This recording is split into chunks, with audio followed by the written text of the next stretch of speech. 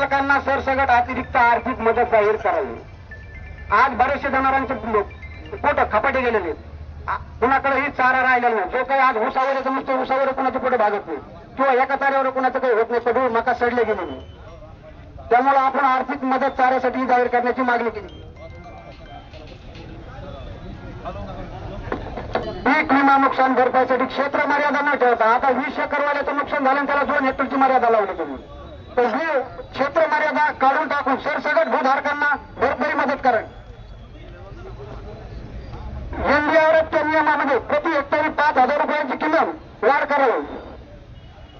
नुकसान भरपाईसाठी कोरडवाहू बागायती फळबागाला अनुदान अंमलबजावणी करावी। आता आपल्याला भेटतं फक्त कोरडवाहू आणि फळबागायती, बागायती देत नाही, मग तेच कन्सेप्ट करून आपण त्याची मागणी करायची। पंचनामे झाल्यावर अनुदानाची रक्कम शेतकऱ्यांना 30 दिवसाच्या आत वाटप करावी, अन्यथा सरसकट शेतकऱ्यांची विष्ठा ही प्रत्येक कार्यालयात टाकल्या जाईल, तिथे शेतकऱ्यांची वाट पाहणार नाही।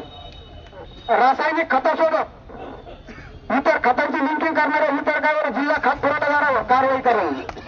थकीत कर्जदार शेतकऱ्यांच्या बँक खात्यात जमा पीक विमा व अनुदान रक्कम शेतकऱ्यांना देण्यात यावी।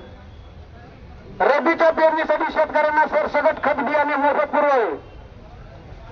सन 2024 अतिवृष्टी अनुदान पात्र शेतकऱ्यांचे राहिलेले विके नंबर व केवायसी झालेल्या शेतकऱ्यांना तात्काळ अनुदान रक्कम देण्यात यावी व शेती रस्त्याची अतिवृष्टीमुळे प्रचंड नुकसान झाले, मुख्य रस्त्याची दुरुस्ती ही तात्काळ करावी। या मागण्यासाठी आपण आता आपण मोर्चा काढलेला आहे। यानंतरही शेतकऱ्यांच्या प्रश्नासाठी तात्यांना मी विनंती करतो की त्यांनी थोडं संबोधित करावं।